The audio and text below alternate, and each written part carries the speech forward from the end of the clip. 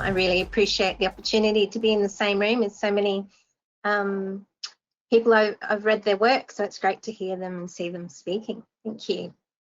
So I'll just carry on, I guess, and build on what Anka and Victoria were talking about in terms of how you can pull together expert assessments using a Bayesian approach.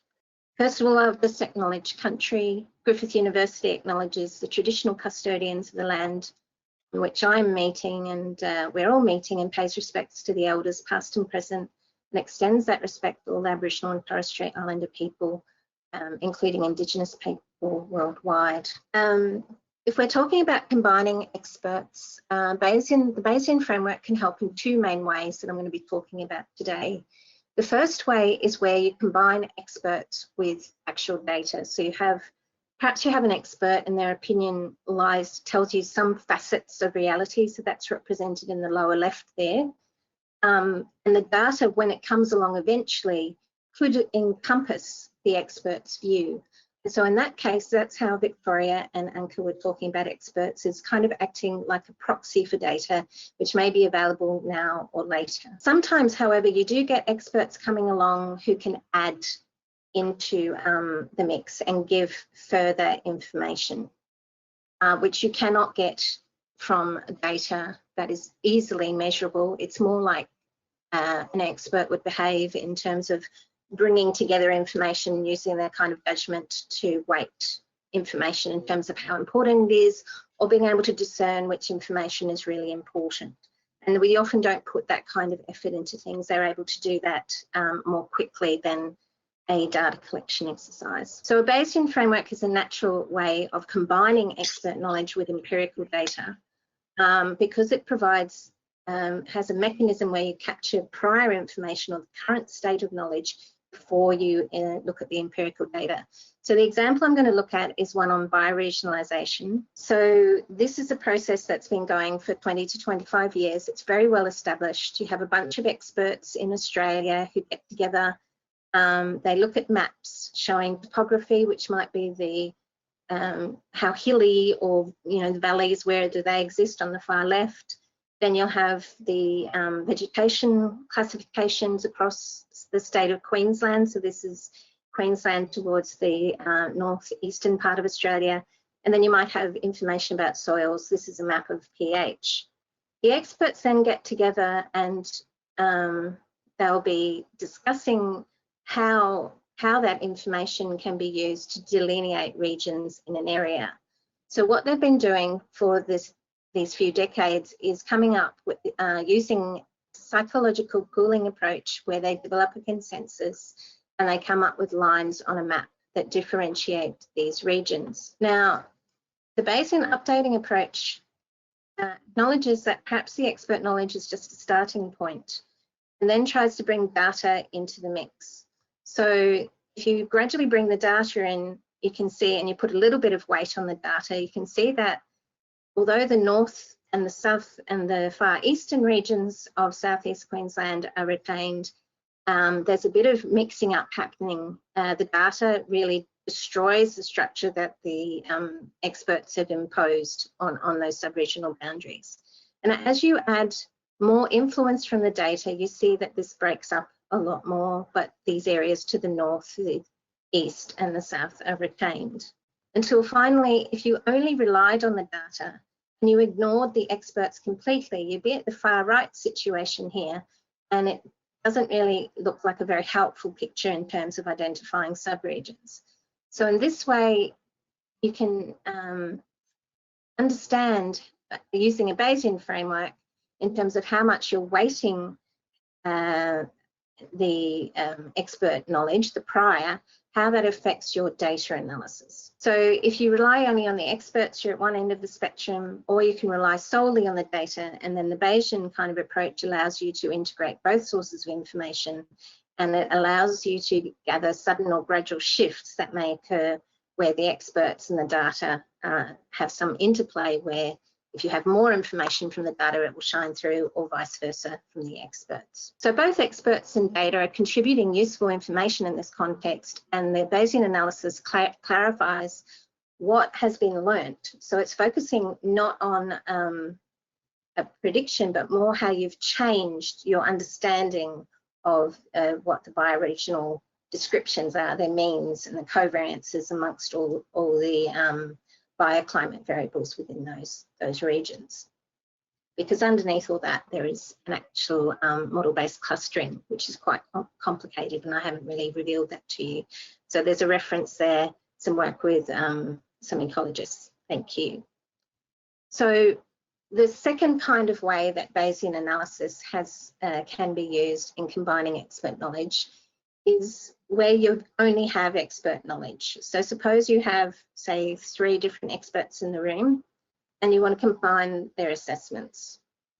So the example I'm going to be referring to here was from a paper that was read to the International Bayesian Society, where we actually had some discussants, and I was working with 4 French mathematicians, pure mathematicians, and with Kerry Mengerson, who's an applied statistician here in Australia. So there was actually a team of 6, and we were all women, which was unusual, but they had a very difficult problem where they were trying to elicit from some French people who are very resistant to giving the expert knowledge, whereas I was working with some very friendly Australians mathematicians telling us about the time to submit for PhDs. The topic was how long does it take for students in mathematical areas to submit their PhD theses. We were in a university where it had previously been aggregated for the whole of faculty, so we didn't actually have that information on mathematicians. And it would be useful for forward planning. So the time to submit PhD thesis was from 2 years on the x-axis up to 6 years, and then the y-axis is like a cumulative level of plausibility. So if you only had one, an expert might be thinking in the past of all the students they've ever had or known about, and how long they took to submit their thesis, until they build up a picture of the distribution of all the times to submit their thesis. Now, this kind of elicitation is not just focusing on the average time to submit a thesis, which is where a lot of elicitation only focuses on a single number. This is trying to get at the whole distribution about how that submission time varies across students. So if you're working within a statistical framework, you're trying to elicit that whole distribution of uncertainty, not just a single number, because if you only got the average, then you would be, you wouldn't really see how much that this uncertainty is skewed, for instance, towards the lower times for this particular expert. So the question at that time was that we didn't have any data, so we asked some experts. So I'm going to talk about just 2 ways of asking the questions. We could either elicit a quantile, which could be like considering the fastest quarter of PhD students. So on the y-axis, the logit of a quarter is about -1.1. And then we're trying to ask the expert how long would that fastest quarter of students take. And the expert might say, well, it's about 3¼ years. And they'll give some credible interval of between 3.1 and 3.4 years. Then we might reverse the question and instead ask for the y-axis, the cumulative probability for a given quantile. So if you think of a student who's submitted within 3 years, then how likely is that? And the expert's saying about 7.5% and a 50% credible interval, that's between about 5 and 15%. Now, if you ask enough questions, you can actually build up a picture of what's going on and then fit a model overall. And this is an elicitation model. We proposed a new way of doing that in a Bayesian sense, where you could combine information elicited from different protocols. So not just one protocol, but 2 different protocols there to try and get at the underlying mental model. So this was the mental model. It's sort of like a skewed distribution for that particular expert, showing that there's more chance of faster submission times. But if you look at, so in this case, we were asking more questions in order to learn more about their mental model, but minimally, you only really need to ask 2 things in order to find out about a distribution with 2 parameters. But if you ask more questions, then you get a more accurate view of what's going on. This is what happened when we asked 9 experts in the room from 3 different kinds of disciplines. The reddish tones are from applied statistics, and you can see the mean time is a bit lower, and there's a moderate kind of variability. For the pure maths people, they estimated longer time to complete the thesis, but there were much tighter kinds of distributions. The computational maths they're the green tones, and they tended to be a bit skewed lower, but with very wide tails. So the Bayesian approach found a pooled model, and it's a little bit different to a linear pooling approach that the previous two speakers were talking about, and it allows for a bit more complicated views of how the distributions match up. You don't impose a kind of a normal assumption behind the scenes. So it's really good for distributions like this that could be skewed.